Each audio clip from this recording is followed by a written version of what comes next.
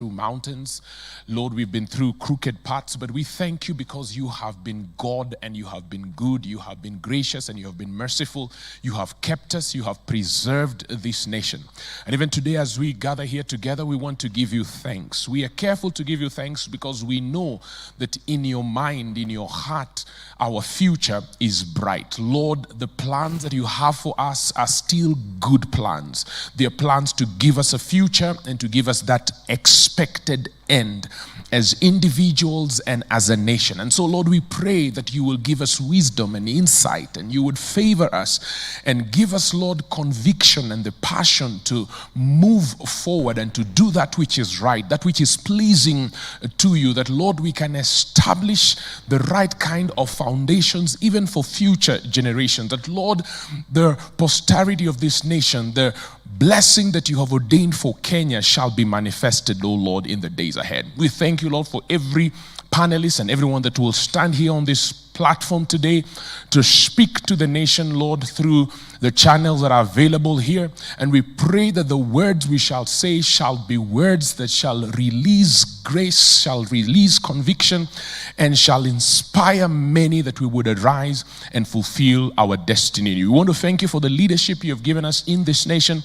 And more so, we want to pray that, Lord God, your hand shall be upon them. You are the God who turns even the hearts of kings and rulers so that they can fulfill your way. And so, Lord, we want to commit them into your hands today, that, Lord, your purposes shall be established. We give you glory, we give you honor, and we pray because we know that you hear and you answer, and you will do even exceedingly and abundantly more than we could think or ask or imagine. Have your way in this session. Be glorified. May we have very fruitful deliberations, and all the glory and honor be unto your name forever. In Jesus' name. Amen and amen. God bless you. Welcome back, Pastor Gigi. Thank you, sir.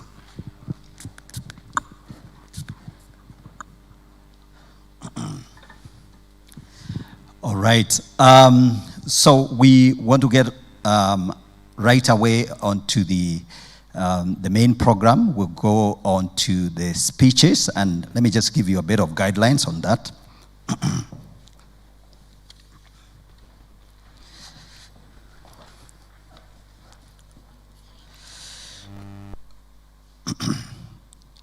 Somebody has disappeared who I wanted to call here. Where's Dr. Duncan? All right, so in his absence, I'll do the honors. Now, all right, so we are live on Elevate TV, and we are live on the various social media platform, Elevate TV Kenya, Facebook page, Elevate TV in Kenya, YouTube page. We are also live on Gerard B. Talk Facebook and YouTube channels. And so please, those of you that are now joining us online, we want to welcome you to this particular celebration. This is the Kenya 2010 Constitution anniversary. This is the 11th anniversary of the Kenya 2010 Constitution. And we are joined here with a team of various stakeholders, members of the academy, members of the various institutions, experts, people that have spoken to the constitutional order in this nation. We are gathered here, and our objective is to celebrate with all of you. And as Kenyans of goodwill, we are here to celebrate this 11th anniversary of the 2010 Constitution. And so to get us underway, I'm going to invite our keynote speaker. And because I'm working in partnership with the leadership of Dr. Duncan Ojwang, I'm going to invite Dr. Duncan Ojwang, who is going to invite for us the guest. Dr. Duncan Ojwang is the Dean of the law school at African Nazarene University. And I've had him on the GG Report show in the past. And so when we had a conversation, and I told him, please come on the show, let's talk about the current, ongoings in regard to the Constitution, the change, the BBI agenda, and all that. He told me, no, we have a big ceremony to do. We want to celebrate the Constitution. And so, Dr. Duncan, please welcome here. You are the one who started this, and you said you wanted us to do this particular celebration here in church. I am your host, and I welcome you to Live Church and your team. So feel free. We are praying for you. We are praying for your team, and we believe that that what you're doing is all to the glory of God, and especially church people would like to get into this conversation and understand what's going on. So welcome, sir. And you can speak from this platform. That camera is... push that in. Very good. All right, stand here. All right, so welcome. Good morning. You can invite for us the chief guest. Good morning. On behalf of the live audience and those who are following online, I would like to welcome you to this day of the 11th anniversary of our Constitution, 11 years of leading change in this country. And I would like to recognize and note those who are here in the live studio with us, and to give general remarks that in one way or the other, they have been part of this Constitution. And for example, the gentleman that we are going to introduce, Judge Charles Nyachae, some of us are accused of being copycats, but we are copying from the right cut. I don't mind being a copycat as long as you are copying from the right cut. When he set us up as the chair of the Kenya Constitutional Implementation Commission, steered this constitution to do what it was meant to do. And that commission have given us the foundation to build on even today. And therefore, I recognize you, Judge. We have Professor PLO Lumumba, one of the scholars and lawyers who have also worked very hard. Somebody described him as a hand grenade tossed on the wall of impunity in Kenya. As you see again, I'm being a good copycat, trying to copy from the right cut. Professor Karibu. Dr. Singwe also led this through this constitution on the issue of minority marginalization, represented those who are forgotten, and have worked to bring into life the equality, the social rights, and even when in the office of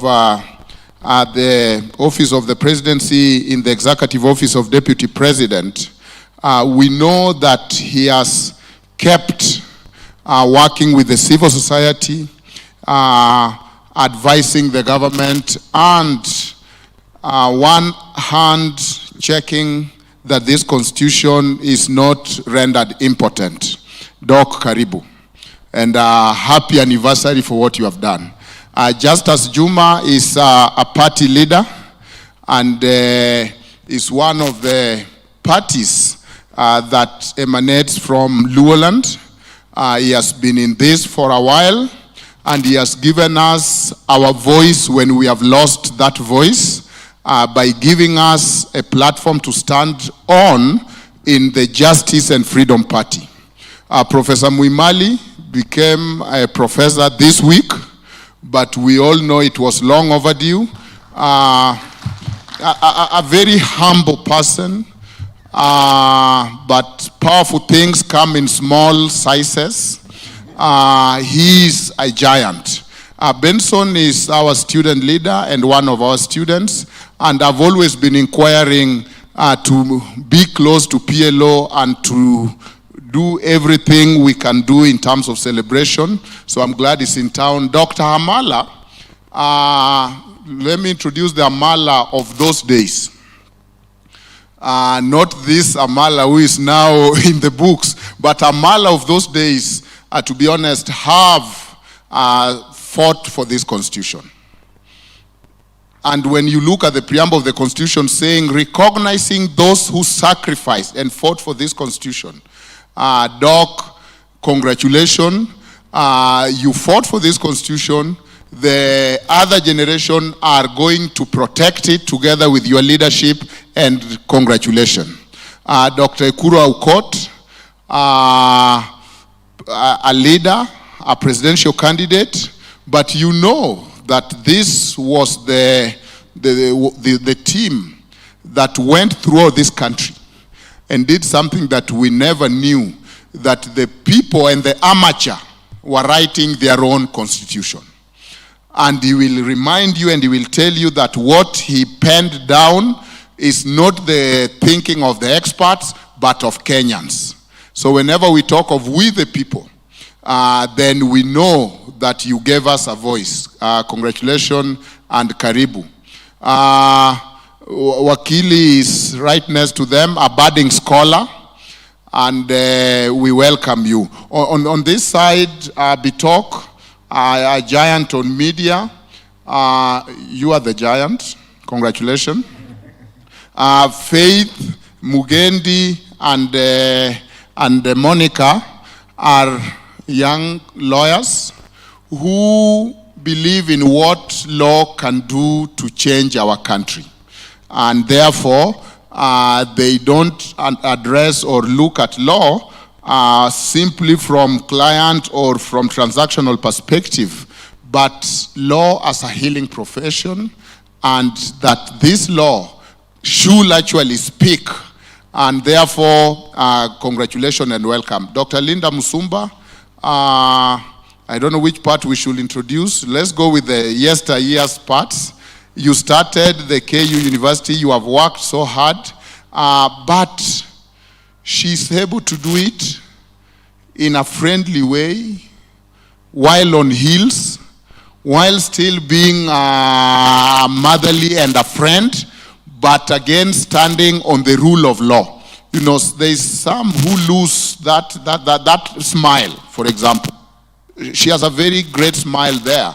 Even as she looks at law and she's teaching law and she has mentored many. Yesterday we were talking to her about mentorship. She's also one of the people who led us as amicus to advise the court on the complex issue of BBI.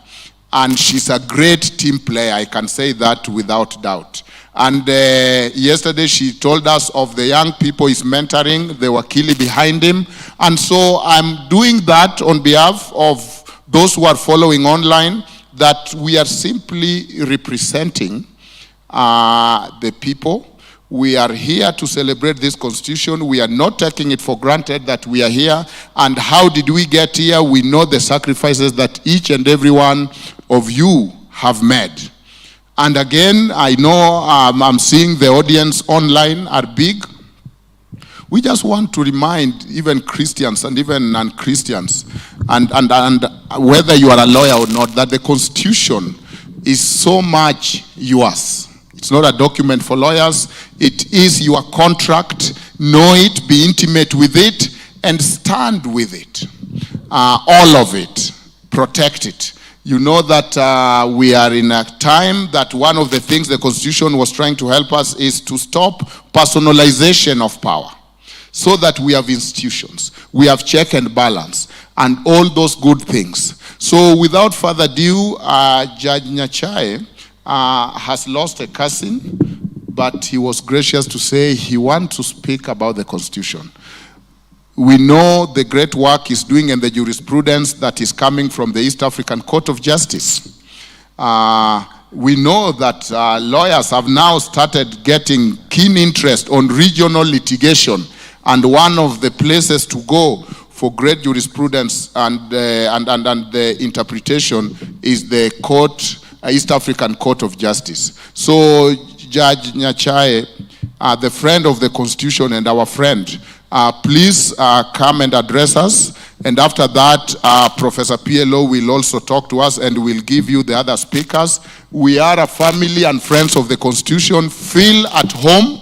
Pastor, thank you for starting us right. Reverend, thank you for the prayer.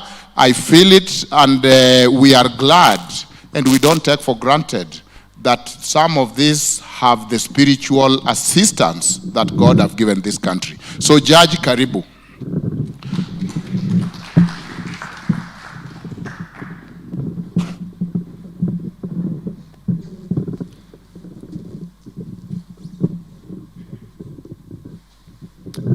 Thank you very much, Mwalimu. Good morning, everybody. What I propose to do, and I hope in doing that I will have met Dr. Ojwang's expectations when he invited me, is just in a few minutes, like 5 minutes, just a couple of reflections which I hope will either provoke or contribute towards the conversation that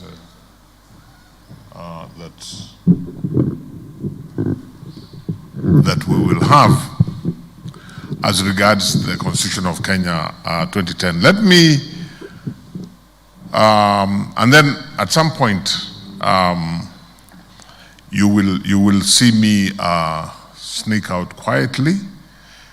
It's my nephew, my sister's son, who passed away, and we have a funeral service. So around 9:30 or thereabouts, please understand if I sneak away. Let me begin my remarks, first of all, by appreciating everybody who is here, who in one way or another, as a stakeholder, has contributed to where we are at in a positive sense as regards the implementation of the 2010 Constitution. And of course, there are several people here who contributed in a huge way over a period of many years to the actual realization of that Constitution. Some of the people here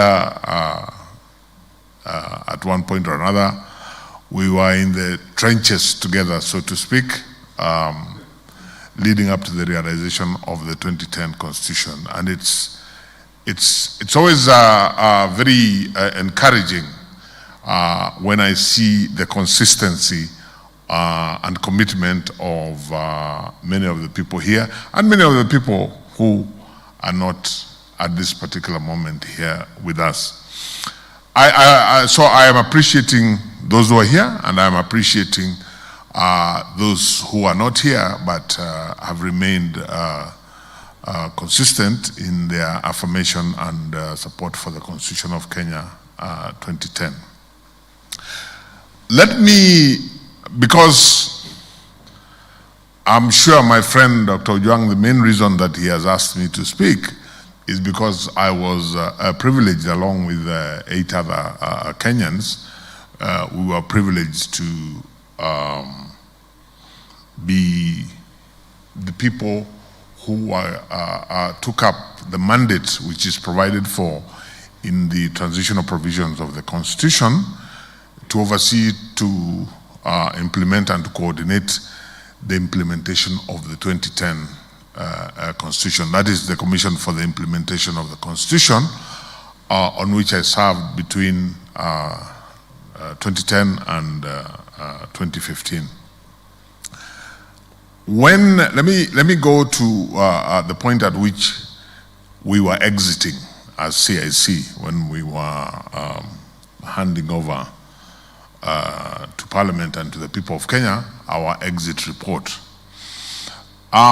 Put briefly, we stated that as regards the laws that were required to implement the Constitution of Kenya 2010, we felt that as a country we had done fairly well as regards the implementation of those laws. Some are still problematic even up to today. That is 11 years after the promulgation of the Constitution and 6 years after CSC terms expired. That is why, for example, you see the campaign financing legislation, election campaign financing legislation is still problematic. That is why you see the whole contemplated legislation around the gender issue, the not more than 2/3 gender issue that is required by the Constitution is still problematic. So, other than those, as far as the laws are concerned, we thought we did fairly well. Then there were the regulations that were mainly still outstanding to be carried out.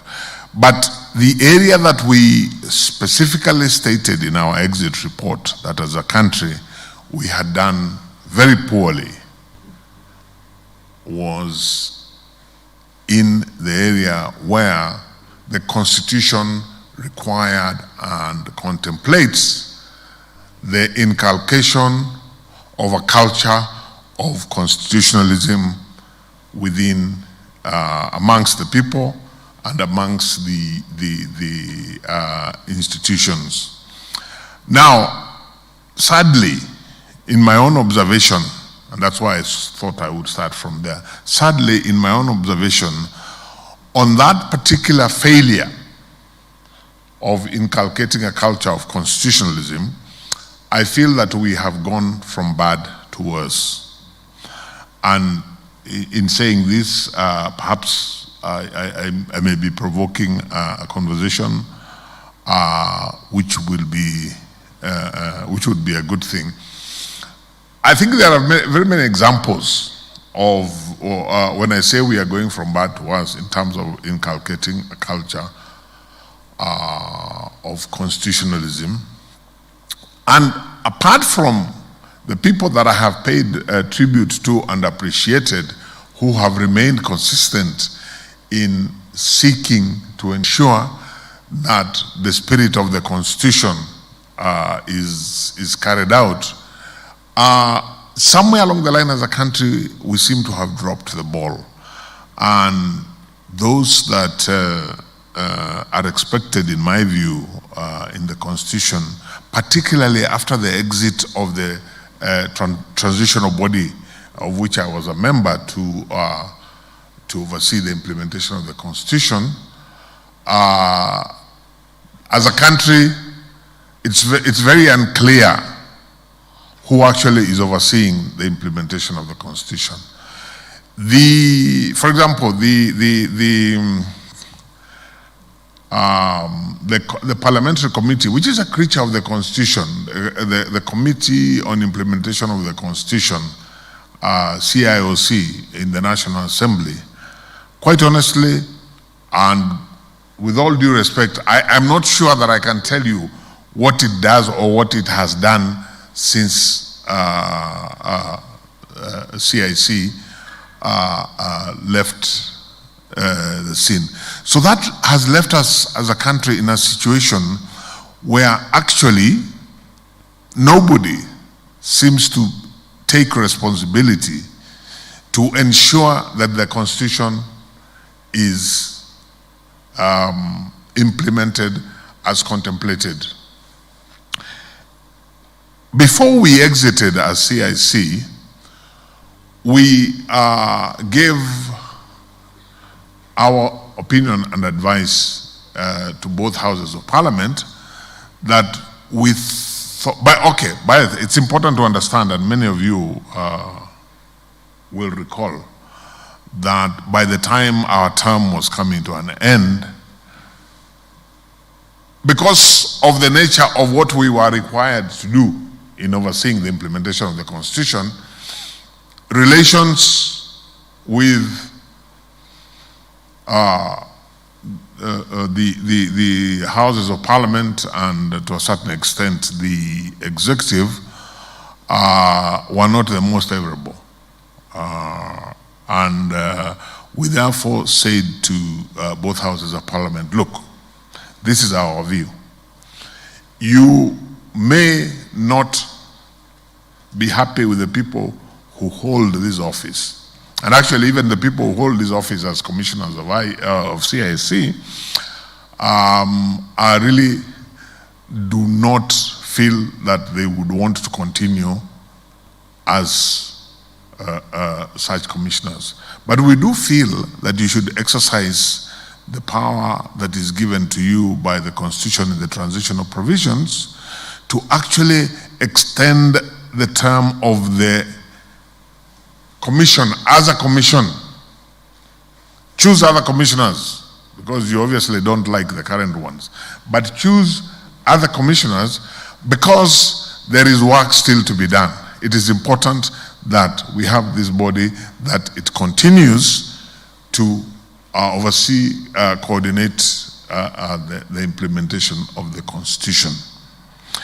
To its credit, the Senate engaged us on that issue. You know, they called us and engaged us to try and understand what we were saying, because we were saying to both Houses of Parliament, if you don't want to extend the term of the institution called CIC, the next best thing you should do, in our view, is to ensure that you give, if you give another body, even if it will not have the constitutional protection that CIC had, you give another body which will have at least some legislative protection, or you strengthen, for example, the Kenya Law Reform Commission, so there's a body that continues with this work. In my view, history will judge the National Assembly in particular very harshly, because they treated that issue with complete contempt. They did not respond. The CIC, the National Assembly did not even acknowledge the end term report of CIC. And so we went home because our term expired. And in default, they not having addressed that issue, one would then have accepted that Parliament itself would take up the role of ensuring the implementation of the Constitution of Kenya 2010. Sad to say, this, in my view, has not happened.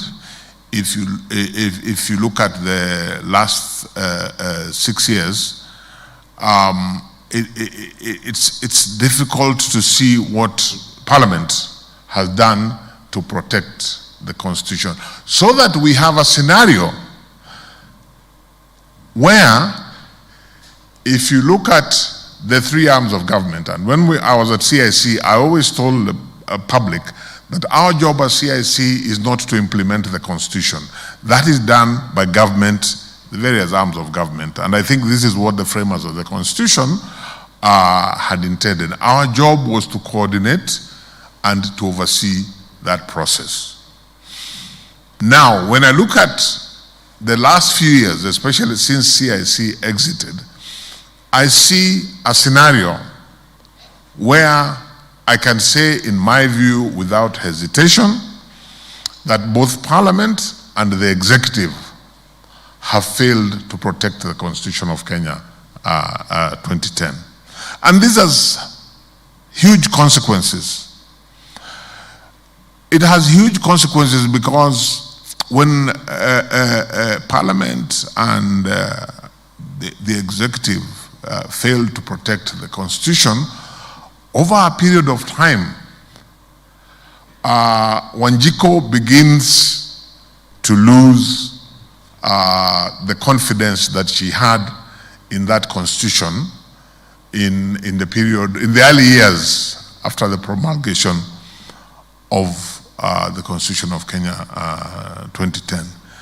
it actually horrifies me, because we have situations, for example, where the rule of law is violated and life goes on. And it's as if there's nobody, we are all helpless. And I'll give an example, and it's just an example. I think that I could give many other examples. This whole story, for example, where the Judicial Service Commission did its constitutional part in terms of nominating judges to be appointed. And the president sat on it for close to 3 years. There were even court decisions to the effect he continued to sit on it, and it had actually reached a stage by the time a couple of months back that the president was now deciding to appoint those judges, or most of them, and leave some out. We had reached a stage where it's like, as a country, we had accepted that fundamental violation of the Constitution, and life was continuing. Right now, we have a situation taking that same story where several judges who have been nominated were not appointed as is required and expected in the Constitution, and again life continues. That sort of thing, in my view, chips at the authority of the Constitution. And once we begin to accept that, once that it becomes almost accepted, as I say, that a particular institution, in the case of this example, the president, can choose when to obey the Constitution and when not to obey the Constitution, then I think we are in a very, very dangerous situation as a country, and that goes fundamentally to what the whole, essence of having a constitution that belongs to the people, that is an expression of the will of the people. Because then the point is lost that in the Constitution, the president, for example, exercises authority that is given on behalf of the sovereign people of Kenya. And that authority can only be to the extent and in the manner that is given by the people of Kenya. So if that authority is abused or is violated, and that becomes the way that we do things, then we, as I say, we are in a dangerous situation. And then look at Parliament. Let's take the same example. Parliament summons and questions even the most mundane things that happen out there. But on a major constitutional issue like that, Parliament does not even question it. So I conclude, in my view, and I would say again without hesitation, that the faith that we still have in the Constitution of Kenya 2010 is there to a large extent because at least one arm of the government, and that is the judiciary, has, in my view, to a very high extent remained faithful in its mandate in exercise of the judicial authority that is given to it in the Constitution. So when I look at the issue that we are looking at here today of, is the Constitution just barking, or is the Constitution, can it bite? I want to commend the judiciary of the National Judiciary of Kenya, because I think it has demonstrated to a large extent that this constitution bites. I'm not going to refer to any specific matters, because some of the matters that they have demonstrated that the constitution bites are still live matters in court, but I still do commend them to that extent. Because when I look at the other two main arms of government, I like I say, I get worried. And I would want, and I am about to wind up, I would want to take this opportunity on the 11th anniversary of the promulgation of the Constitution of Kenya. I would want to take this opportunity in particular to urge the Parliament of Kenya, that is the two houses, to rise up to their constitutional responsibility in safeguarding and protecting the Constitution of Kenya 2010. As regards the executive, sadly in my view, but perhaps not surprisingly,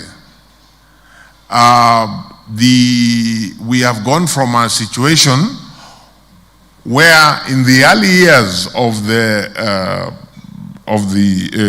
implementation of the Constitution, my friend P.O. Lumumba, professor, and I were involved in those processes.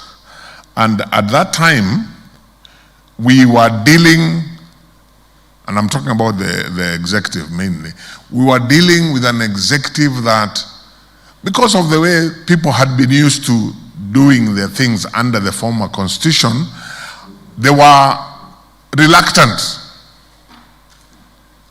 But as we pushed, we seemed to make some progress. They may have been screaming all the way, but we seemed to be making some progress.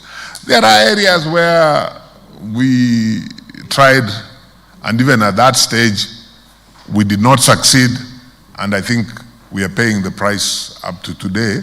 I'm about to finish. I just want to give you an example of when we were writing the leadership and integrity legislation. My friend Professor Lumumba and I were in the room with the cabinet subcommittee because that was part of the process of finalizing that particular law.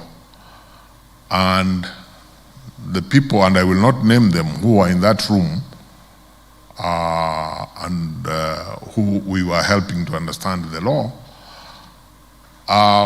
they took the view in the room, which is very different from the pronouncements that they make outside to the people. They took the view that we were overly zealous in terms of the laws that we were seeking for them to approve so that they go to Parliament. And we were asked this question, Prof, if you remember. The person who was chairing the meeting asked us, are you people making laws for angels or are you making laws for human beings?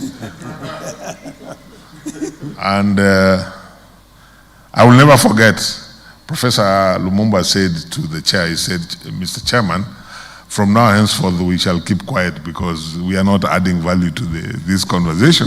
we will just listen to you. That was just anecdotal, but true.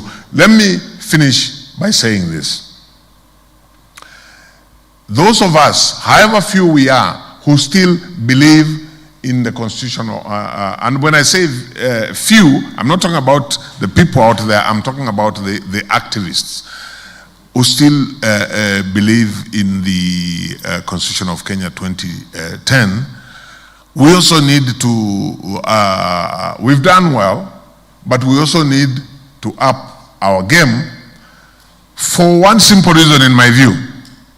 Let Wanjiku not lose confidence in this Constitution completely. Because when that happens, and I've given you the examples of where people are chipping away at the Constitution. Those who are against the Constitution will get more and more courageous. They will chip at it more and more. And, you know, we read things now. I was discussing, we read things, people are talking about, you know, the extending the date of the elections. You know, people talk about fundamental constitutional provisions in the most casual manner imaginable. And believe me, and this is my last sentence, Pastor, believe me, if we do not have our game in terms of being more courageous to protect the Constitution, they will succeed. And why will they succeed? Because Wanjiku will have lost interest, and Wanjiku will have reached a stage where she's feeling, you know what, there's nothing they can do. These people will always do what they want. And that, if we allow that situation to take place, then all the work, all the energy, all the effort, all the sweat and tears over the years of the various players, stakeholders, which resulted in the Constitution of Kenya 2010, will have been put to waste. I thank you very much. Whichever way you are structuring this, I'll be around for another 45 minutes. Thank you. God bless you all.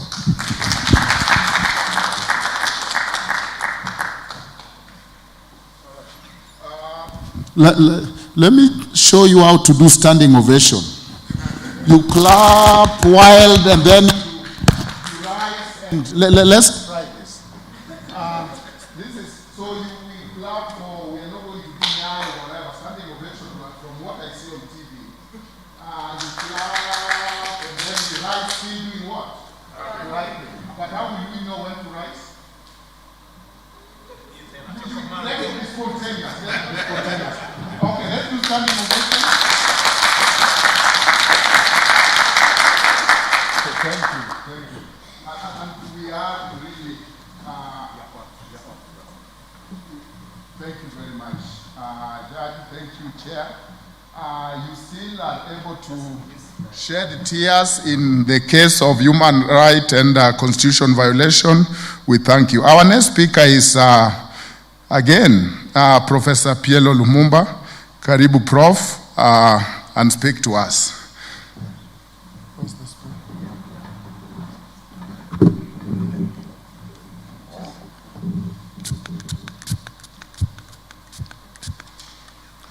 Thank you very much, Charles, for setting the basis for my very brief intervention. First, I think it is important to acknowledge that 11 years on, we have a constitution which forms the basis of national discourse. And that, I think, is important because it defines the parameters within which the political class must operate even when they are unwilling to do so. And it's instructive that you prefaced your intervention by saying that part of the problem that we suffer from is what my good friend and teacher Okoth Ogendo wrote about in 1972, constitutions without constitutionalism. And I think Nyachae has also spoken to it when he talked about the fate of post-Berlin Wall constitutions, when he observed that Africa is a graveyard of beautifully written constitutions which are honored in breach. And that must be attributed to history, and I think that sense of history is something that we must give its pride of place. And when I talk about that history, I talk about recent history, and I talk about our history since we regained independence. It was instructive during the cases now known as the BBI, both in the High Court and in the Court of Appeal, that the amici curiae in their presentation talked about hyper-amendability. And that, I think, was very useful, because most of us will remember that when we regained independence on the basis of what was then Act number 1968 of 1963, which was our independence constitution, between 1964 and 1969, the Constitution has been dismembered so very fundamentally that it had to be reorganized and reissued as Act number 5 of 1969. And the aspects of it that were affected were the executive, the legislature, the judiciary, and the entire architecture of governance. And one saw that was undesirable, and between 1969 and 1988, we also saw the amendments that were undertaken. At that time, both politicians and legal scholars were able to argue that it was necessary to amend our constitutions in the manner that they were, because the post-colonial state was a state that was fragile, and therefore you needed a constitutional order that would undergird the heterogeneous nature of the post-colonial state.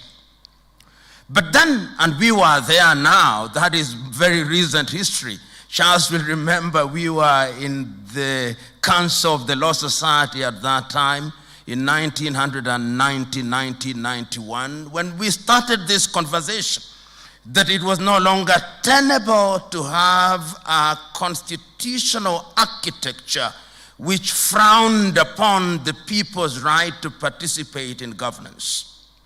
Of course, there were pushbacks, and pushbacks will always be there. And we ended up with the processes that we are familiar with, the people-driven constitution, which was produced the CKRC draft, the Bomas draft, and then the Kilifi draft. Then we have the 2007-2008 post-election violence. And ultimately, and sometimes we say this deliberately, that the 2010 Constitution was in many ways a product of a ceasefire. And it is not lost on me that when we were at Boma, some people were saying that you cannot have a constitution in peacetime. They were doing the work of prophets without the gift. But ultimately we had a near civil war, which when I look at some of these politicians, and there is no shortage of them in this country, who speak with both sides of the mouth, forget that this constitution in many ways has succeeded in immunizing us against some of the problems that would have visited us but for the Constitution. And this is what makes me come to what Charles talked about, constitutionalism, the culture of living the Constitution, the culture of giving meaning to the letter and what is sometimes described as the spirit of the Constitution. I remember very vividly when we invited a team of Commonwealth lawyers to look at the state of the judiciary at that time, led by Professor George Kanyeihamba of Uganda. And they talked about the spirit of the Constitution, and I remember the then Chief Justice Bernard Chunga saying, "What spirit of the Constitution are you talking about?" Experts for what? About what? Some of you will remember those words of Bernard Chunga. But those were attempts at pushback. What we now see is that we have a document, in my view, which in many ways, if implemented in good faith, can address those historical problems that we had. Because number one, we argued when we were making the Constitution that we had an overbearing executive. This Constitution now creates for us an executive who is subject to constitutional dictates. But the question is, has the habits of old died, or old dogs don't learn new tricks? And recent history does appear to demonstrate that chronological age in and of itself is not sufficient to prevent people from behaving as if they were dinosaurs. Charles has given a few examples. We now live in a country where for every judicial decision there is an attempt at pushback.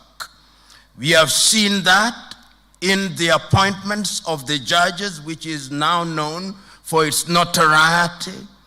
The president, in a manner that is reminiscent of cherry picking, picked out a few of the judges that he thought in his view were good. The rest have not been appointed. We have not been told why. There have been attempts at besmirching them by engaging in acts of criminality in the name of arrests without evidence. And we are doing nothing about it, and they are getting used to getting away with it. And that is how it begins, getting used to getting away with it.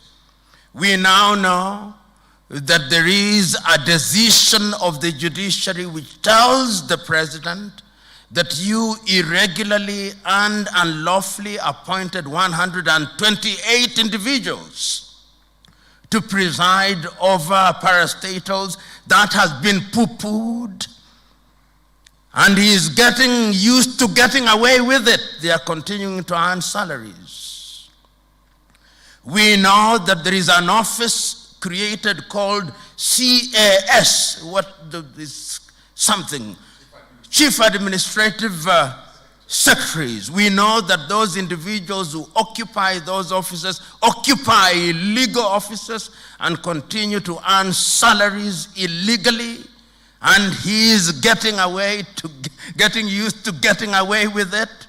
But the beauty is, and this is the beauty of the Constitution, that the judiciary keeps on repeating it, which is a good thing, which tells us that post this administration, it is possible, and I think some of us will, to go against these individuals and to reclaim our money that they have been earning illegally. That is the beauty of this constitutional order. If you go into the area, the other arm of government that I see has been misbehaving is the judiciary. You remember we very deliberately, as the people of Kenya, suggested that parliamentarians should not be in charge of determining their own emoluments, and the Salaries Commission was created. We know that the legislature has ignored that, and they continue to give unto themselves salaries which are immoral. The Kenyan parliamentarian is the best paid in the world relative to our GDP. And we continue to see that. The beauty, once again, is that the judiciary is alive and well. And one can give many examples. We have also seen the unnecessary conflicts between the central government and the devolved units. But the beauty is we can now say with confidence that generally, if this constitution is implemented in good faith, there are many things that it can achieve. The second issue that I want to advert to is the question of how to deal with the teething problems of a constitution. Many of us present here are either constitutional scholars or constitutional practitioners, and those who are listening live on the basis of the dictates of the Constitution. To its credit, after the Constitution Implementation Commission had done his tour of duty, Parliament did in the year 2014 mandate the Auditor General to assess the working of the Constitution, and I did play a part as a reviewer of the work of the Auditor General's review. The Auditor General then was Mr. Ouko. And they looked at the working of the Constitution, which is a good thing. I think the Indians have done that previously, that you look at your Constitution and ask yourself certain fundamental questions. This Constitution has been serving us. What is the character of the executive that we have? Is it better than the one that we did away with? What is the character of the legislature?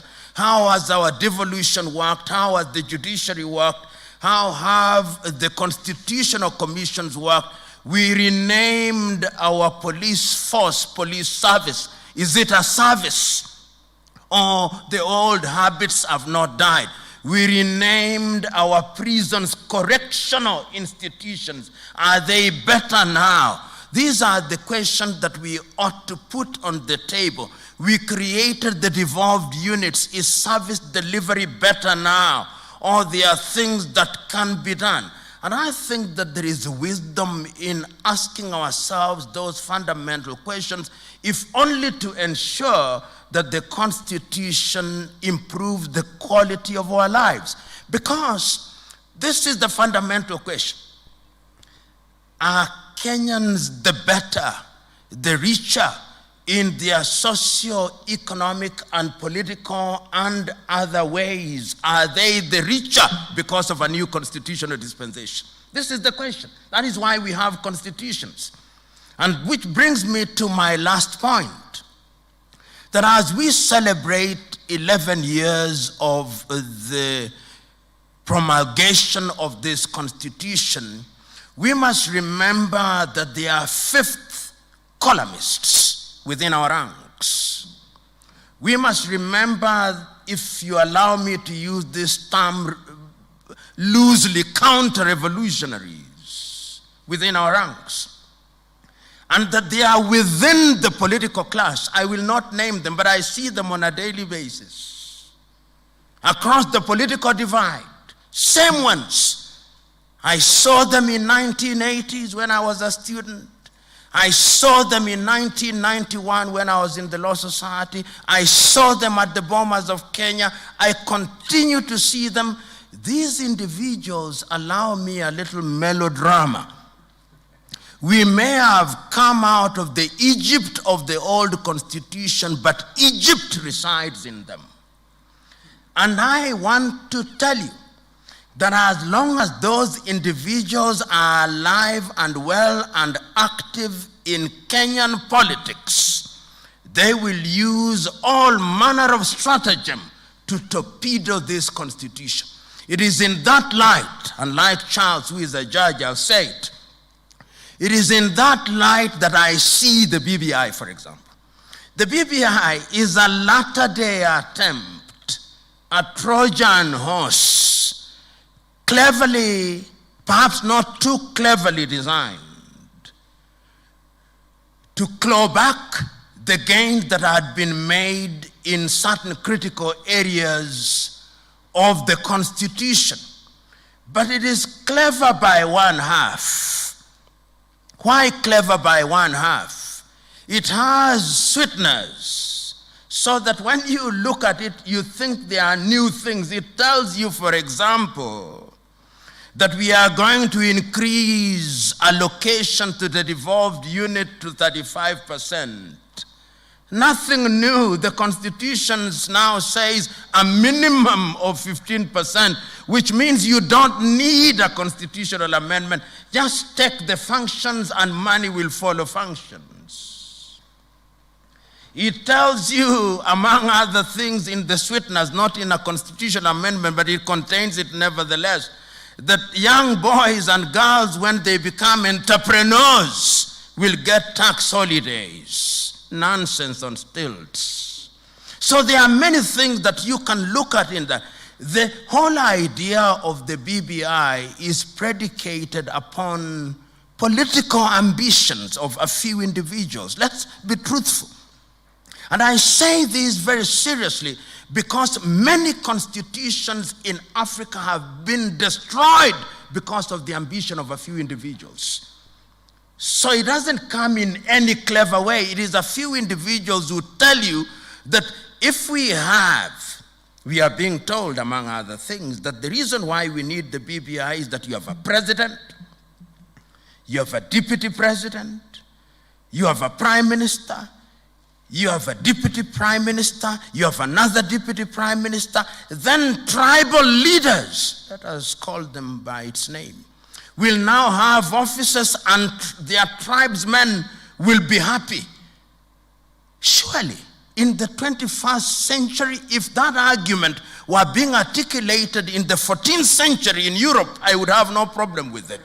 But in the 21st century in this country, you cannot be saying that when one of our ideas is to become a part of an East African community, which treaty says that we shall start with a common market and then move into political federation. We want to have such primordial ideas constitutionalized. We must not allow it. So on this occasion, it becomes necessary to be vigilant. My joy, and this is what I conclude with, my joy is that to its credit, the judiciary has become emboldened and is now standing up and staring down the political players, but they will not give up. The history teaches us that your typical African politicians of the Kenyan extraction is famous for its tenacity. They will use all manner of ways, appealing to ethnic emotions. They will appeal to other primordial instincts, use the institution or misuse the institution of parliament, and it's the duty of all of us who are here to raise our voices. I remember, I think it was in the case of Conway versus Rima, where it was said that amidst the clash of arms, the voice of the law must never be silent, even if it is not heard at its most eloquent. It is our duty to keep our voices alive and well, even if our voices are not heard at their most eloquent, so that history may say that at critical moments there were men and women who are warriors for truth and justice. And it is our duty to speak this truth without fear or favor, and without fear of consequence, without being suicidal. It is a great day. Let us celebrate this Constitution and be prepared to guard it with our all. Thank you.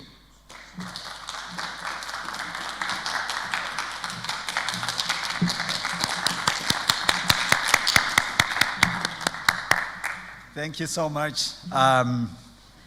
That's amazing, amazing, amazing. This is getting very, very interesting. Thank you so much, Professor PLO Lumumba. It's just a joy to have you here and to hear those wonderful words. And Judge Nyachae, also very, very inspiring, very profound, wisdom there. And so before we wrap up on the debate on this commentary, we were calling them just commentaries or briefs. We would like to invite one more guest, and we're going to give you like 2.5 minutes.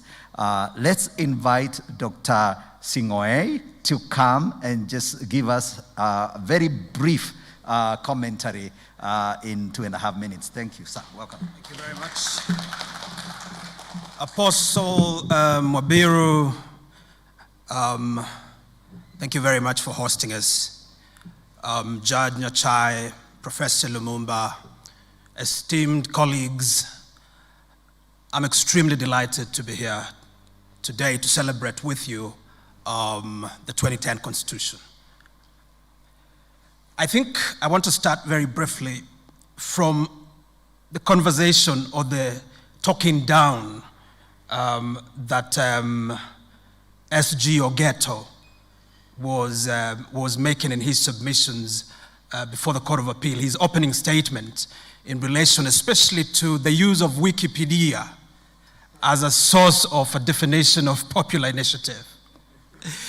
A conversation that I think has continued when you look at the judgment or the opinion of Judge Okwengu in the Court of Appeal decision. In talking down or speaking down to sort of Wikipedia, what Ogeto was doing, in a sense, was looking down at the idea of common, of a global common as a source of legitimate knowledge. The whole idea of looking down upon common property, our commons, our African commons, as worthy of protection or as worthy of fidelity. My engagements in the context of the Constitution really were focused precisely on some of those challenges. The challenge of protecting marginalized communities whose vision and whose version of property did not necessarily comport with the mainstream version, which is individualized property that is evidenced by way of title. And so what we were successful in doing through the 2010 Constitution is the recognition not only of the identity of marginalized communities, and the embedding of their rights in the context of Article 56, but more than that, the recognition of their viewpoint in relation to land and property, in Article 63, the recognition of community land tenure.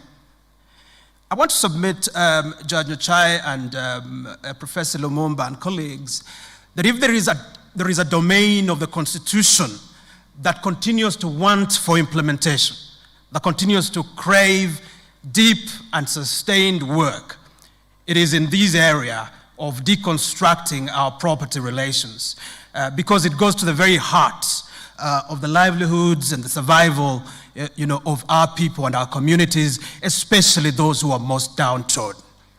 I say this because despite, notwithstanding the existence of these frameworks and these parameters, I think we have continued to witness over the last 11 years such flagrant violations of human rights that these communities face.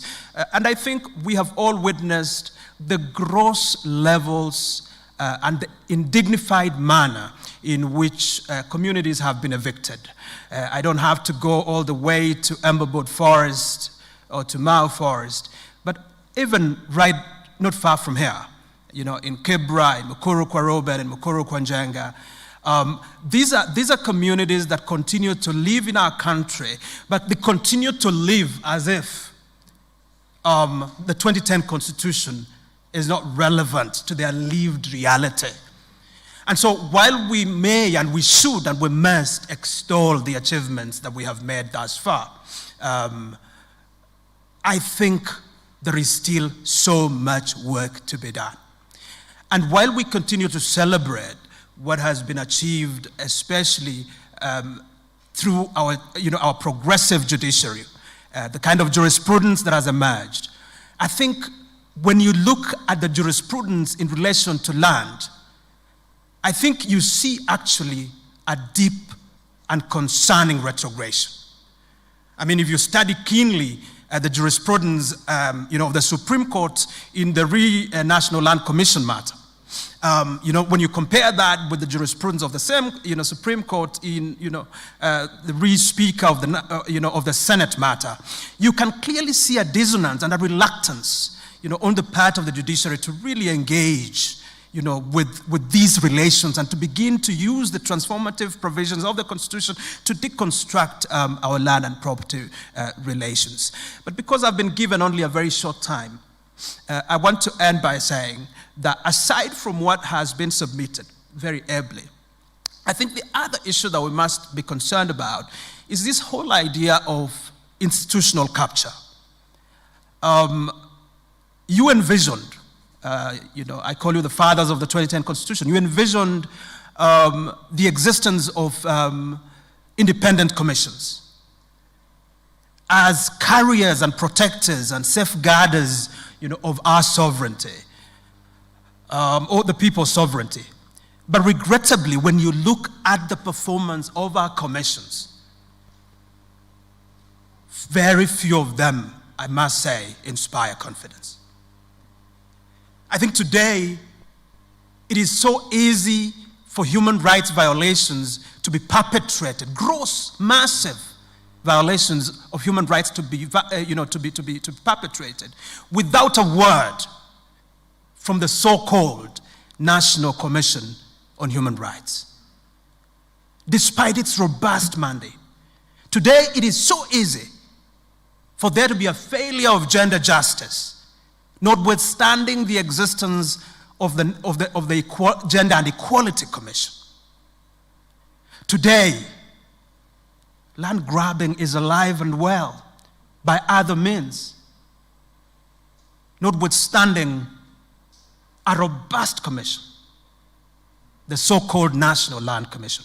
And so there is a lot of work that remains to be done. But I take courage and I take confidence in seeing ordinary citizens represented, I think more recently, by the person of Oluchier,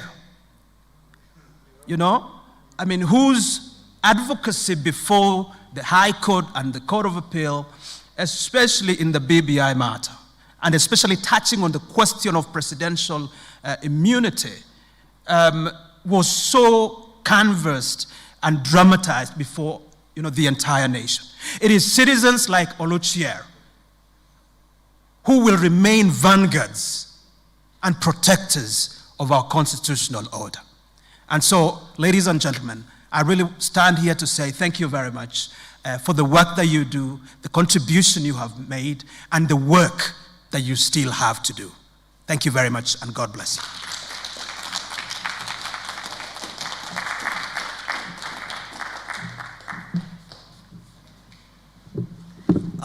Thank you so much, Dr. Nyachae, for those very wonderful words and very brief indeed, and that's excellent.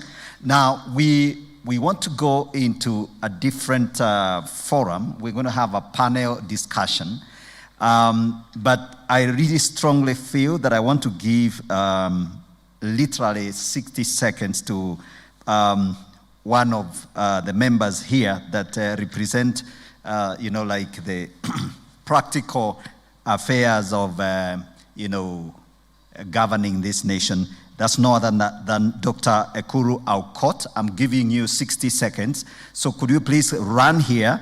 And I want you to greet these guys. And later on, we'll have you on the panel so you can say more during the panel session. But could you kindly just 60 seconds, just one quick comment. All right. Good morning, everyone. I think I'll just say this very briefly. First of all, that it's one thing to celebrate the Constitution, but it's also one thing to celebrate the people who participated in actually putting those thoughts. I'm not talking necessarily about the committee of experts or the CKRC, but I'm also talking about the people of Kenya, because the Constitution is actually the embodiment of the views of the people. And I would say that since I will be in the panel, I just want to say that, yes, we still have a lot of work to be done in this Constitution. And I totally agree with the previous speakers that one of the things we should be worried about is actually state capture. And I think until, in my honest opinion, that we change, I want to submit that when we're thinking about implementing the Constitution, we should also be worried about who is it that we have given the responsibility to implement that Constitution. And this is one of the reasons why I think in my frustrations, I decided, you know what, we need to change the leadership of this country. Because like Prof has said, and I'm sure this is not the right forum, some of those 7 individuals who have become total fixtures in the governance of our country also have total and zero respect for the Constitution and the laws of this country. So I don't want to say much. Thank you so much for coming in today. And I think this is the first time actually a group of individuals have come together since 27th of August 2010 to actually talk about celebrating the Constitution. The political leadership in this country does not care about this Constitution, and we must continue this struggle. I'll talk to you later. Thank you.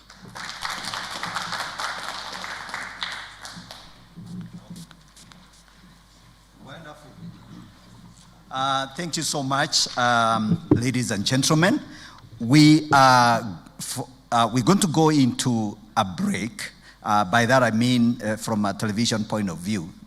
We are live on TV, so there's something called a break. So we're going into a commercial break for a few minutes. When we come back, we'll come back to a panel, and this panel is going to be comprised, not compromised. 4 individuals who I'm going to name so that then they can start miking and getting prepared. That is Dr. Ekuru Aukot is going to be one of the panelists. We will also have on the panel Dr. Hamala. I guess that's the right way to say it. And then we also have Professor Mwimali on the panel and Dr. Linda Msumba on the panel. So the 4 of you kindly will prepare you, will mic you. So we have about 4 minutes. So we will just sit and wait and get back on this panel. You come to the chairs. And this session is going to be moderated by our TV, social media giant and absolutely very active gentleman called Gerard Bitok. And remember, we are live on Elevate TV. Some of you are not very familiar with Elevate TV. Elevate TV is is a channel that we created last year. It's primarily a platform to champion the kingdom agenda, and we are a Christian-based and founded television station, but we have a focus on elevating the truth. And to the extent that this particular forum is elevating a truth that is of a national nature, that's how we are able to host you here. So, and when you watch Elevate TV, you will see that we don't just chant sermons, on Elevate TV, but we speak to a broad range of issues, and we are very candid. Bishop Mwabili here, for example, comes on the morning digest here. He brings politicians, he brings in other leaders, and so we also want to welcome you to join us in some of those morning programs, morning digest from 8:30 to 9:30. Please sign up, come in when you are free, and come and sit here, and let's talk to Kenyans, and let's elevate the truth and expand and grow and develop the kingdom lifestyle. So that's really what Elevate TV is about. We came live last year. Corona really pushed everyone to the dungeons, and the church almost lost its voice, but the church cannot lose its voice because we have Elevate TV and people of goodwill that want to make sure we keep the voice of the truth alive. So thank you so much, ladies and gentlemen. To those of you that are watching, we're going into a short break. We'll come back here. We'll have the panel. Please keep sending us your comments. Please send us your comment on the numbers on the screen, 0719 666655. Please don't call, just send a text and a question or comment on that number. And then, of course, on the social media platform, whatever social media platform you are following us from, please write your comment there or your question to any of the panelists, and we'll read those and we interact with you, we'll engage. So please stay with us. I believe you're going to enjoy this. So we go into a short break. God bless you. We stated that as regards the laws that were required to implement the Constitution of Kenya 2010, we felt that as a country we had done fairly well as regards the implementation of those laws. Some are still problematic even up to today. That is 11 years after the promulgation of the Constitution and 6 years after CSC terms expired. That is why, for example, you see the campaign financing legislation, election campaign financing legislation is still problematic.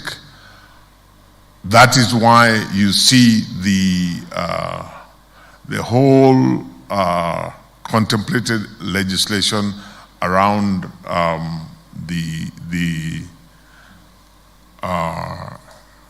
gender issue, the not more than 2/3 gender issue that is required by the Constitution, is still problematic. So, other than those, as far as the laws are concerned, we thought we did fairly well. Then there were the regulations that were mainly still outstanding to be carried out. But the area that we specifically stated in our exit report that as a country we had done very poorly was in the area where the Constitution required and contemplates the inculcation of a culture of constitutionalism within, amongst the people and amongst the institutions. Now, sadly, in my own observation, and that's why I thought I would start from there, sadly, in my own observation, on that particular failure of inculcating a culture of constitutionalism, I feel that we have gone from bad to worse. And in saying this, perhaps I may be provoking a conversation which would be a good thing. I think a product of a ceasefire. And it is not lost on me that when we were at Boma, some people were saying that you cannot have a constitution in peacetime. They were doing the work of prophets without the gift. But ultimately we had a near civil war, which when I look at some of these politicians, and there is no shortage of them in this country, who speak with both sides of the mouth, forget that this constitution in many ways has succeeded in immunizing us against some of the problems that would have visited us but for the Constitution. And this is what makes me come to what Charles talked about, constitutionalism, the culture of living the Constitution, the culture of giving meaning to the letter and what is sometimes described as the spirit of the Constitution. I remember very vividly when we invited a team of Commonwealth lawyers to look at the state of the judiciary at that time, led by Professor George Kanyehamba of Uganda. And they talked about the spirit of the Constitution, and I remember the then Chief Justice Bernard Chunga saying, "What spirit of the Constitution are you talking about? Experts for what? About what?" Some of you will remember those words of Bernard Chunga. But those were attempts at pushback. What we now see is that we have a document, in my view, which in many ways, if implemented in good faith, can address those historical problems that we had. Because number one, we argued when we were making the Constitution that we had an overbearing executive. This celebrate 11 years of the promulgation of this Constitution. We must remember that there are fifth columnists within our ranks. We must remember, if you allow me to use this term loosely, counter-revolutionaries within our ranks. And that they are within the political class. I will not name them, but I see them on a daily basis. Across the political divide. Same ones. I saw them in 1980s when I was a student. I saw them in 1991 when I was in the Law Society. I saw them at the Bomas of Kenya. I continue to see them. These individuals allow me a little melodrama. We may have come out of the Egypt of the old constitution, but Egypt resides in them. And I want to tell you that as long as those individuals are alive and well and active in Kenyan politics, they will use all manner of stratagem to torpedo this constitution. It is in that light, and like Charles, who is a judge, I've said, it is in that light that I see the BBI, for example. The BBI is a latter-day attempt, a Trojan horse, cleverly, perhaps not too cleverly designed, to claw back the gains that had been made in certain critical areas of the Constitution. But it is clever by one half. Why clever by one half? It has sweeteners, so that when you look at it, you think there are new things. It tells you, for example, that we are going to increase allocation to the devolved unit to 35%. Very ably. I think the other issue that we must be concerned about is this whole idea of institutional capture. You envisioned, I call you the fathers of the 2010 Constitution, you envisioned the existence of independent commissions as carriers and protectors and safeguarders, of our sovereignty, or the people's sovereignty. But regrettably, when you look at the performance of our commissions, very few of them, I must say, inspire confidence. I think today, it is so easy for human rights violations to be perpetrated, gross, massive violations of human rights to be perpetrated without a word from the so-called National Commission on Human Rights, despite its robust mandate. Today, it is so easy for there to be a failure of gender justice, notwithstanding the existence of the Gender and Equality Commission. Today, land grabbing is alive and well by other means, notwithstanding a robust commission, the so-called National Land Commission. And so there is a lot of work that remains, to be done. But I take courage and I take confidence in seeing ordinary citizens represented, I think more recently, by the person of Oluchier, whose advocacy before the High Court and the Court of Appeal, especially. That's what we have come to. We have come to that. Or, To accommodate. It's one more thing. the problem really is this issue of accountability and money. Very ably.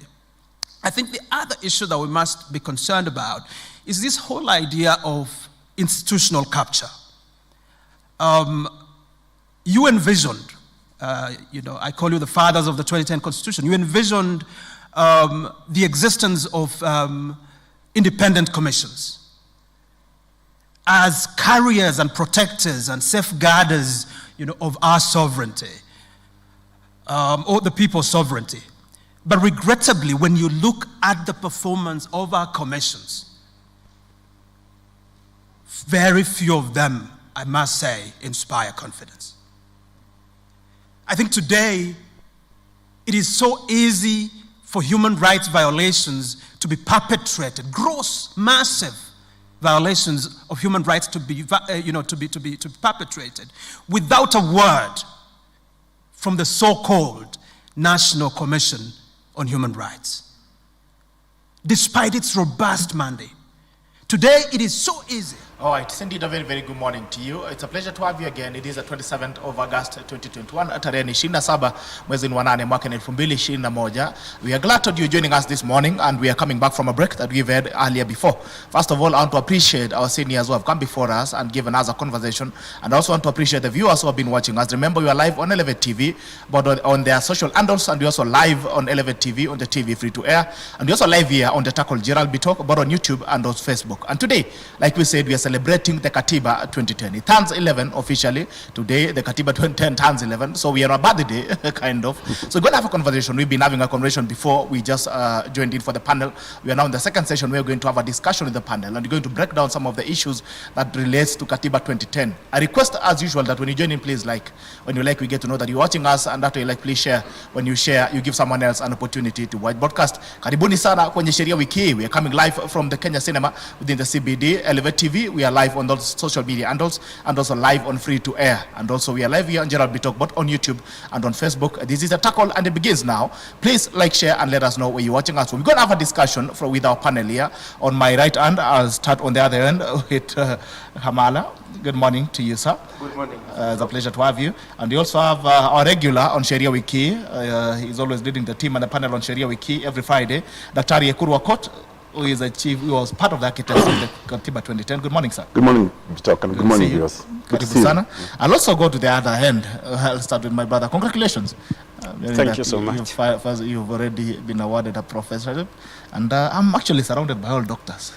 And I remember my brother was saying, I'm going to be the next doctor. Amen. Even a traditional doctor, an herbalist is still a doctor.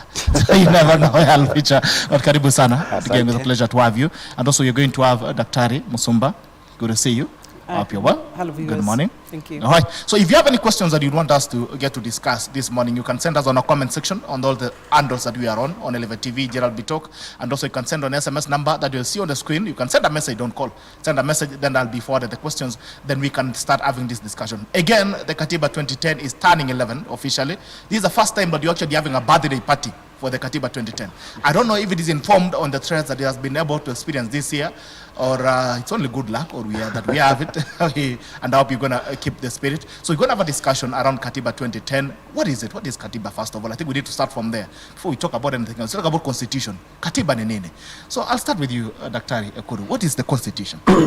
Yeah, so maybe before we answer that question, it's important for viewers to know that there is really no perfect constitution anywhere in the world. Even if you put the best of brains, the best of views, it is a negotiated agreement. And so in that process of negotiation, sometimes you compromise. You can say, what can I live with, what can I live without? But what is most important that when you are writing a constitution is that those who are negotiating this agreement between the people and the state must be honest in their negotiation. And they must try as much as possible to put the views, the intentions of the people in that document. So before actually it is finalized, it is just an agreement, a contract, before it becomes the law. And that's why Prof. PLO Lumumba was speaking about the letter and the spirit of the Constitution. Sometimes when the letter is not too clear, you must go to the spirit. That's why people keep saying, what was in the mind of the drafters of this Constitution? So now, what is a Constitution? Basically, a Constitution is just a collection of laws and rules that must govern a country. It creates institutions, and then it apportions power to those institutions. And those institutions, in enforcing the Constitution, must work together, but for the people. So essentially, a Constitution creates at least three arms of government. The legislature, the one that makes our laws; the executive, the one that enforces our laws; and the judiciary, the one that interprets our laws. But they must all work together. But it also creates another now arm of government, institution that's called the independent constitutional offices. That's why you have the Kenya National Commission on Human Rights, the National Land Commission, and all those. But whatever the case is, they must serve the people of Kenya, which is why you can see in our Constitution, we begin by saying that all sovereign power and authority emanates from the people. And they must exercise it directly or indirectly. So it's an acknowledgement that the Constitution is not for the political class, it's not for the leaders, it's for the people and it's for the country. Okay. Asante sana. That is from Ekuru. But there are so many teachers of law here, including Professor. I'm surrounded by all doctors in law, so I'm sure you're going to have a very good definition of the same. I'd like to come to you as well, Daktari. in your own interpretation, what is the Constitution? Very briefly, what is the Constitution? Yes, okay. First I'll introduce myself. I'm Charles Kamala. And the Constitution, my distinguished teacher, Professor PLO Lumumba, is here, so I must be faithful to quoting You must be careful how you do it. history. So let me use an author called Jean-Jacques Rousseau, who wrote a book called The Social Contract. And Jean-Jacques Rousseau says that the social contract has two components. One is the contract between you and me as citizens. We don't yet have a government. Ordinary citizens must decide what kind of society they want to live in. What do we value? And having done that, we then constitute ourselves as a state. That is the lesser known constitution. That is where we talk of our values and our spirit. The second part, this is the constitution proper, the written constitution. Now, we establish what is called government. How are we to be governed? So that we can know how to change our rules, how to interpret our rules, how to enforce our rules.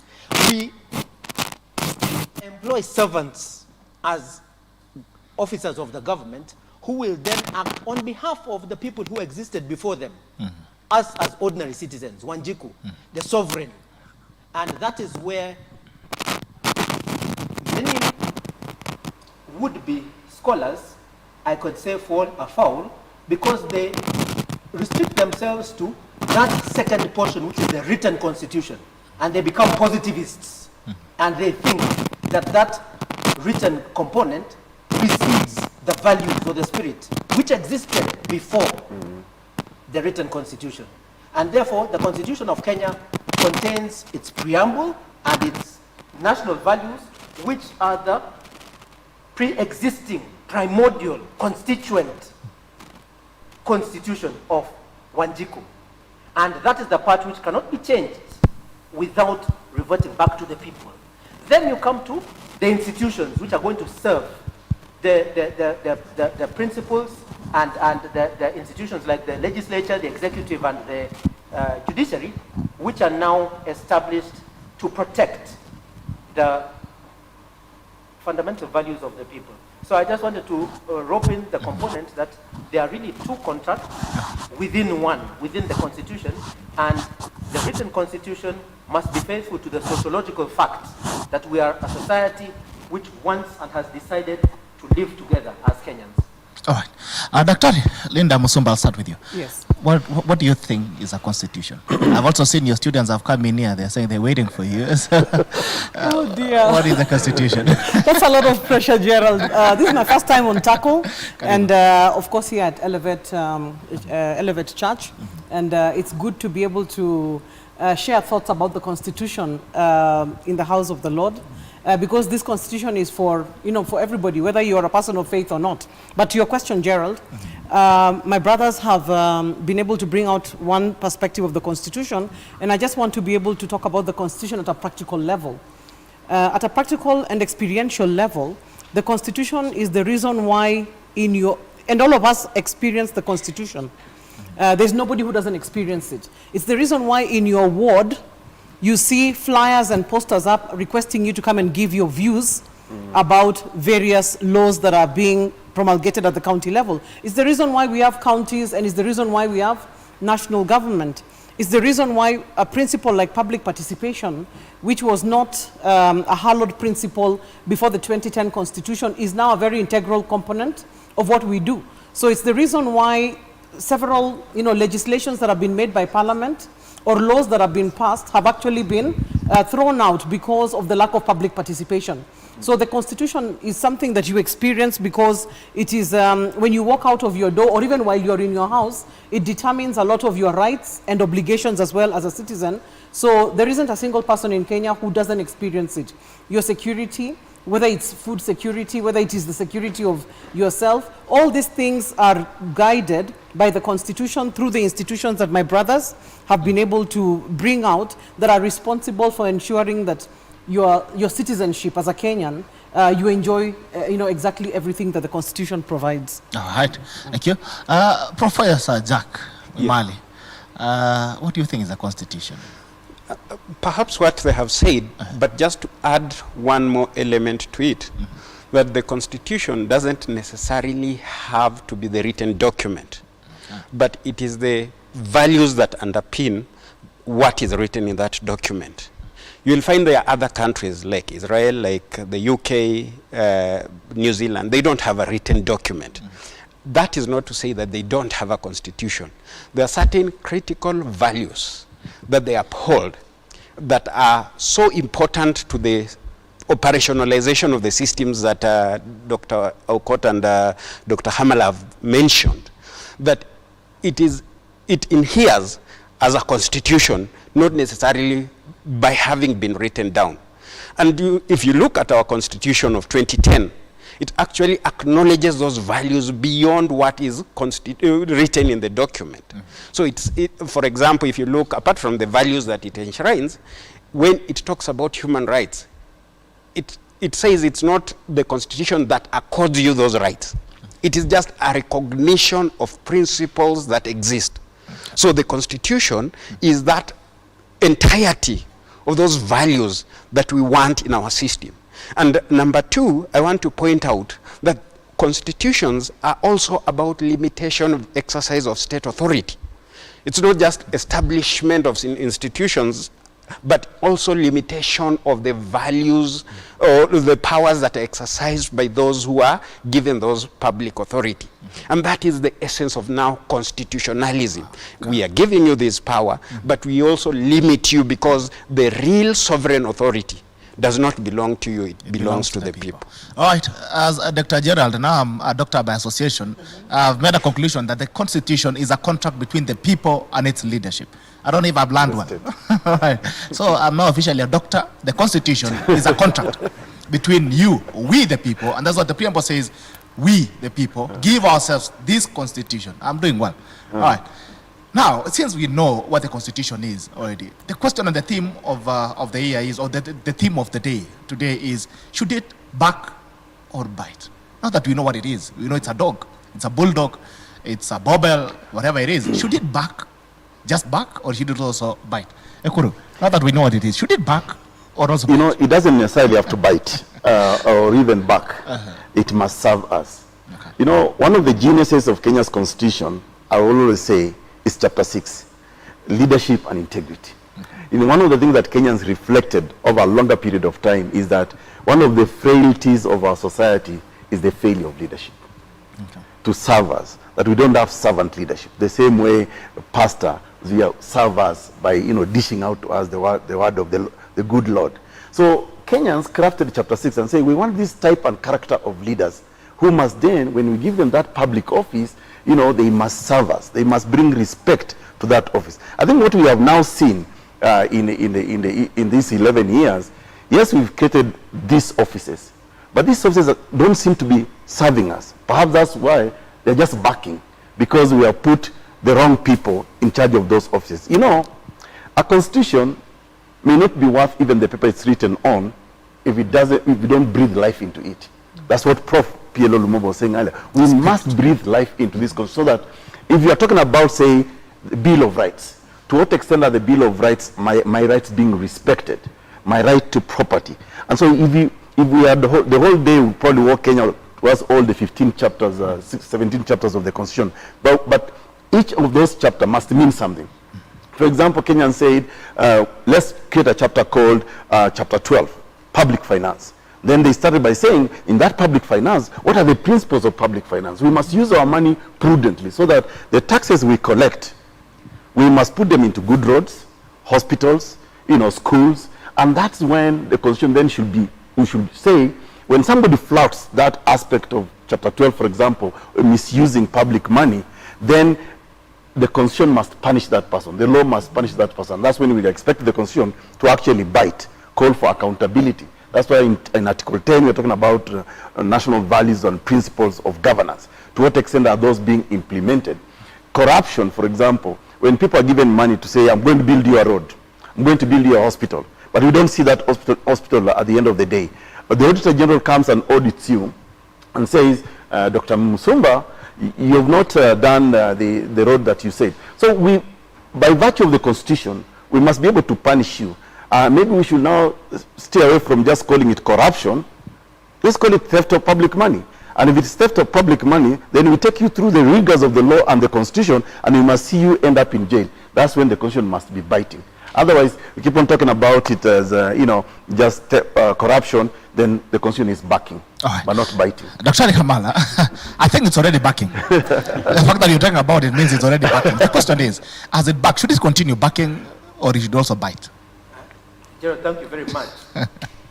Thank you very much, Gerald. And I want to again reiterate that it's not simply a contract between the governed and the people being governed.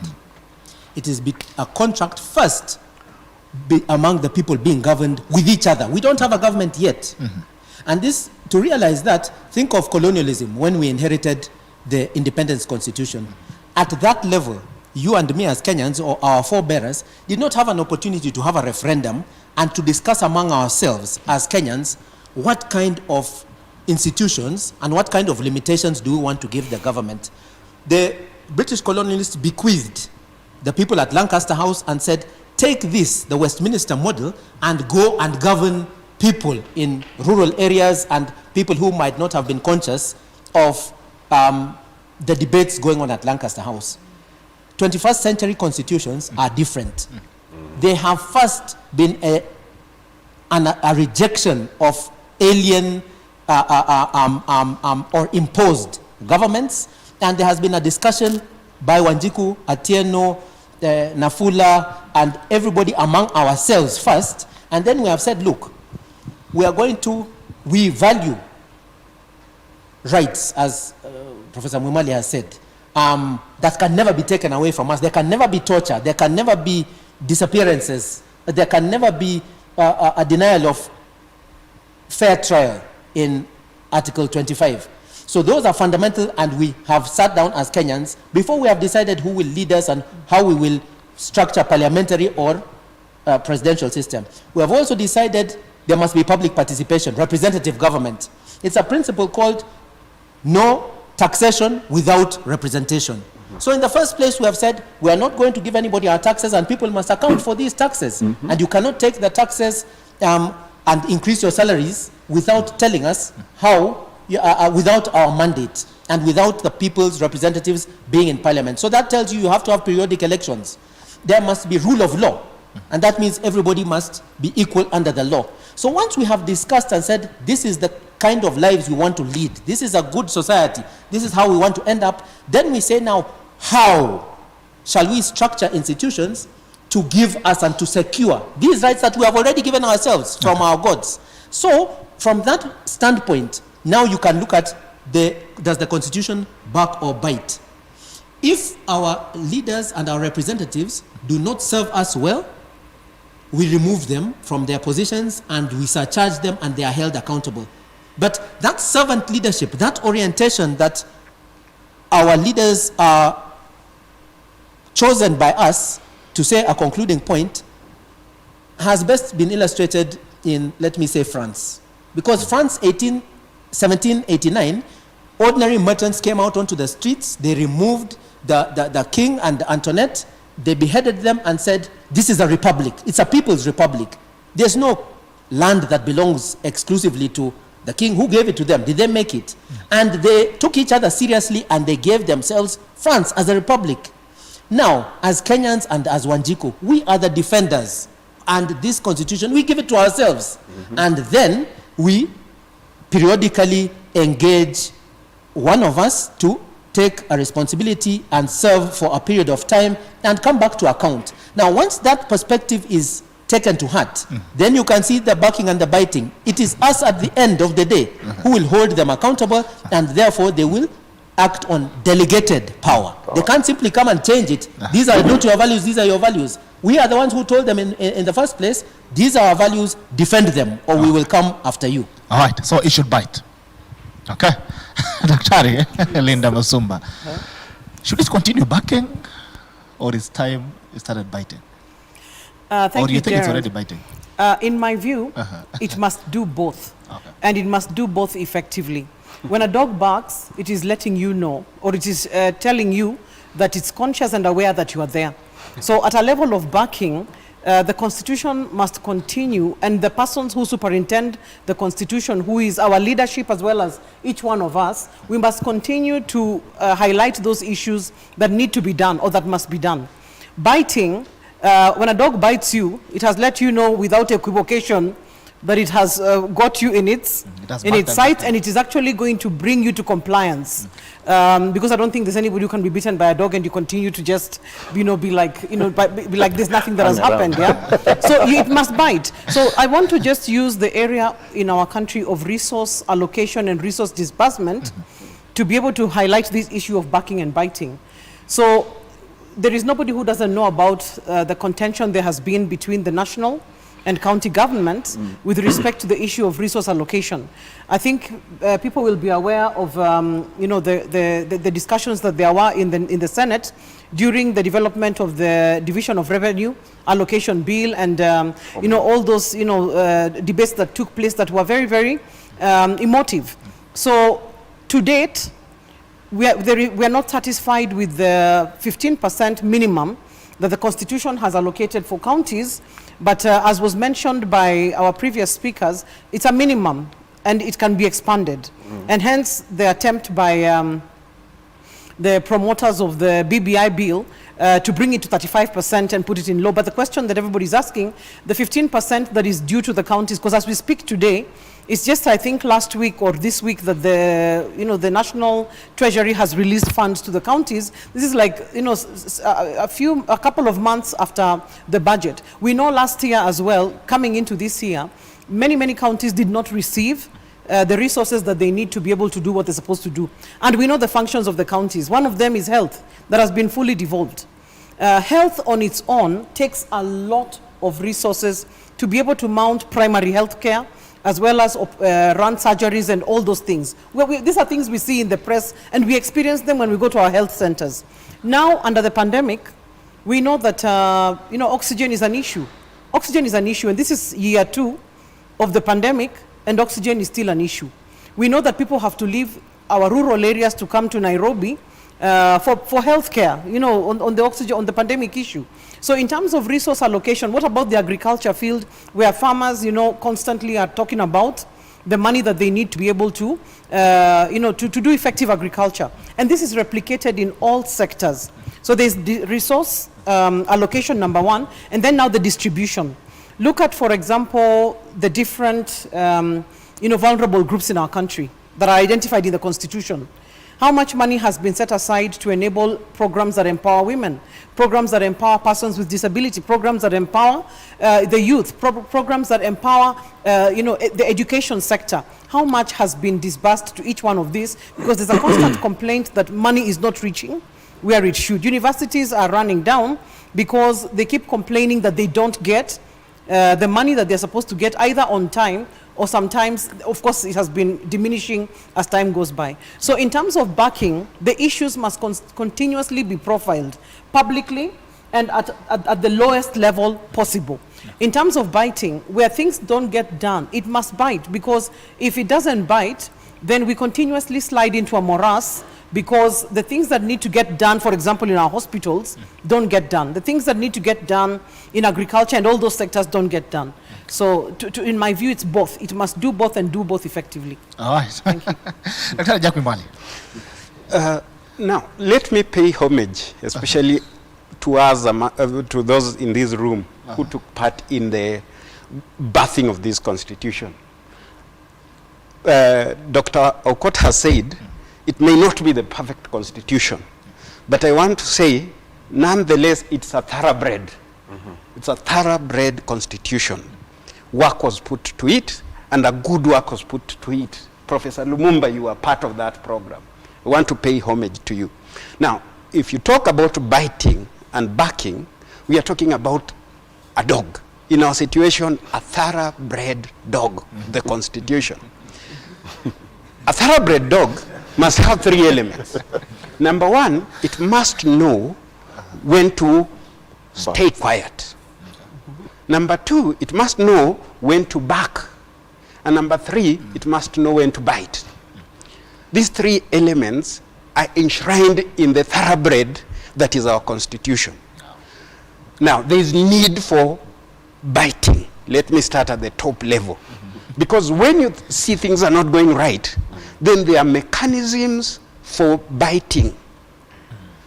We go to the courts, we get those orders, we go to the streets, we enforce those orders, we tell the powers that be that what we want is for you to implement our charter.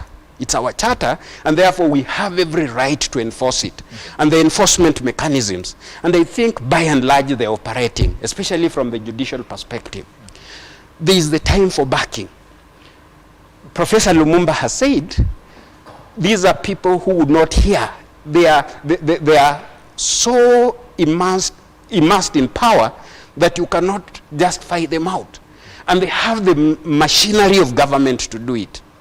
I remember, I think it was Mwangale during the inquest for after the death of JM, when they were presenting the report, he gave this analogy. He said, I think a rabbit was speaking to a rock, and the rock wasn't listening or wasn't responding. And it got to a period, he says, even if you do not respond, at least you've heard what we have said.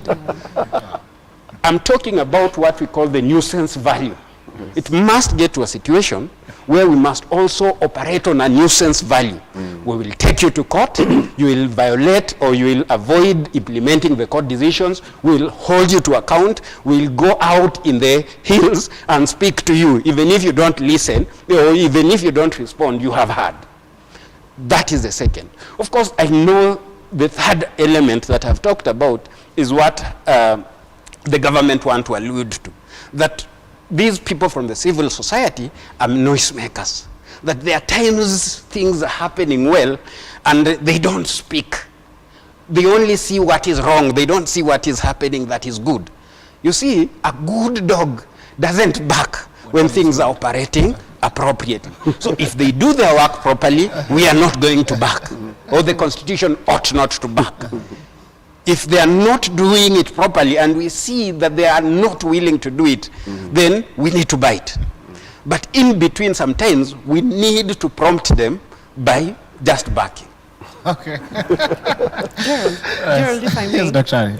If I may, Gerald, I just wanted to point out an equivalence because our constitution borrows a lot from South Africa, of course, in its design. And I think, again, viewers will be aware of the process that has been going on in South Africa under the called the Zondo Commission, which has been inquiring into state capture in South Africa. Of course, you know, we celebrate the South African Constitution a lot, and just as an example of biting, that commission, of course, has been inquiring into various, you know, personalities, business entities, government entities, and in no higher than, you know, the former president, Zuma, who, as you're aware, is now, of course, serving a jail term because of failing to appear before the commission.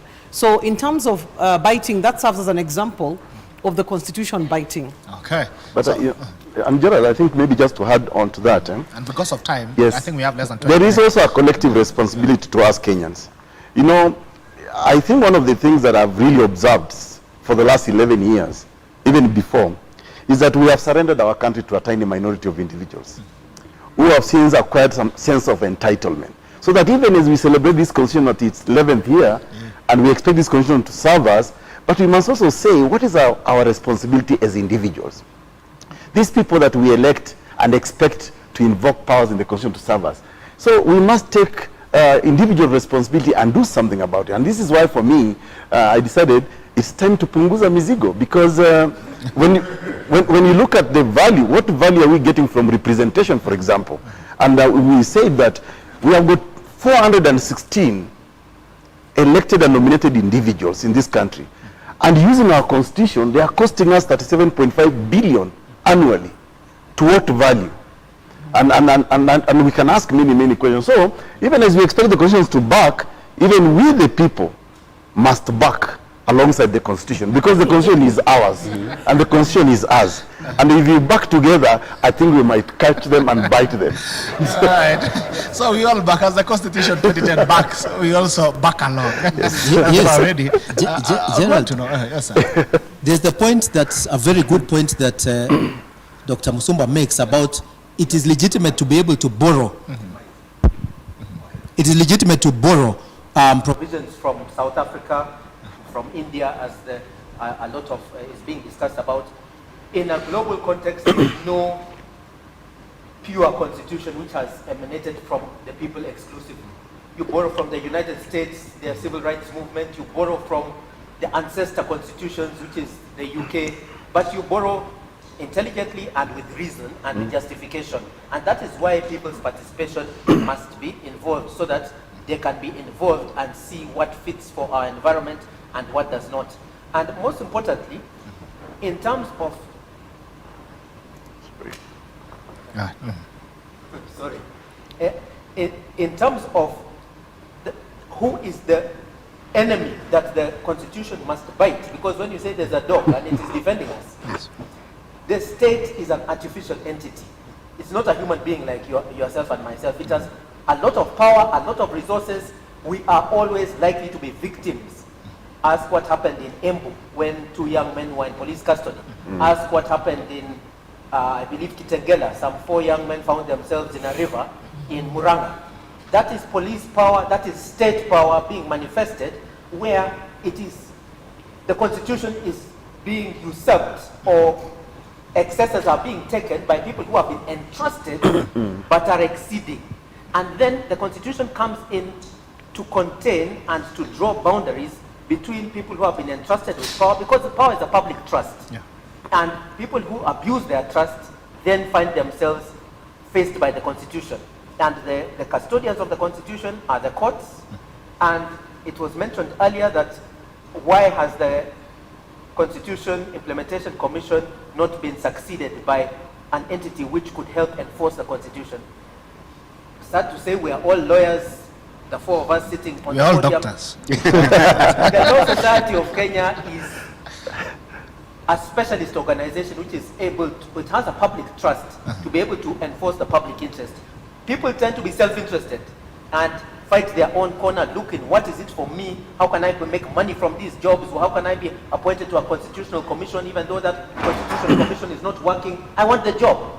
But the Law Society of Kenya, and why we act on behalf of lay people, on behalf of third parties, why we get the privilege of being called learned friend or appearing on behalf of other people, is because we do not betray that trust. We are the ones to speak at the time when, and we have the perception to see the Constitution being eroded, and unless we speak, it was said, because the Wanjiku will lose confidence in the Constitution and say, let what happens happen, and the society will reach a stage of anarchy, because nobody is backing on its behalf. So it starts with the lawyers, and it starts with the courts, and that's what has happened in the BBI case. The Law Society of Kenya stood with Wanjiku, and that is how you had the Constitution backing. Okay, all right, we'll go to that. But you've had the recommendation from us doctors. As the Constitution backs, we all back. So we form a choir of backing people. But I want to wonder, I don't know if our senior professor, PLO Lumumba, counted and actually confirmed the teeth. Whereas you're also biting, we are confident that the dog will bite, because it might get to biting, then you realize, oh, kuna meno. Anyway, now on chapter 6 of the Constitution, you remember, I've remembered something. Yeah. I saw a video recently about an aspirant in Nandi County who is running for governorship. And you are saying that in his government, the citizens will not be complaining about the governor eating, because they'll all be eating. Every citizen in Nandi County will be getting 15,000 every month. So as the governor is eating, you are all eating. So the county is happy. If you are building roads, kila mtu ashike jembe, tunaenda kulima barabara. I don't know if that means chapter 6 of the Constitution, or if the doc actually foresaw such a victim of backing. But anyway, moving on quickly, guys, and because of time as well, I think we have less than 20 minutes that we're going to run on this conversation. I would want to know, I had our senior Charles Nyachae speaking about the Constitution. He was the chair of the people in implementing the Constitution. And he has said that our term expired as commissioners. And I would want to wonder, ladies and gentlemen, fellow doctors, is the Constitution an orphan? Well, very quickly. First of all, I think the process of implementation of a constitution is supposed to be a continuous process. Okay. The CIC came in because we really intended CIC to superintend, especially the 5th schedule, to ensure that some of those laws, those acts that will operationalize. If you read our constitution keenly, and I hope all of you have read the constitution, even as we celebrate it, in almost every chapter where it is not exhaustive, you will say Parliament shall pass legislation to bring this chapter into effect. Okay? So initially we had wanted CIC, our intention then when we were doing the final constitution was that CIC will then ensure that some of those laws are actually passed so that then we can now talk about how do we go into the next phase of implementation. So let's not think that the implementation of the constitution stopped with the Nyachae Commission. You know, we expect Parliament to play its role, the Executive to play its role, the Wananchi to play their role. And you know, there's one aspect of this constitution that people actually forget. If you look at Article 104, the right to recall, this is really a power for the people. Yeah. It's an aspect of implementing this constitution. When your member of parliament goes to parliament and anaanza kuzembea huko tuna kulalalala, ni jukumu yako kama mwananchi wa kawaida kusema huu mjumbe aniakilishi. So you begin to actually collect signatures to recall this person. But of course you know what parliamentarians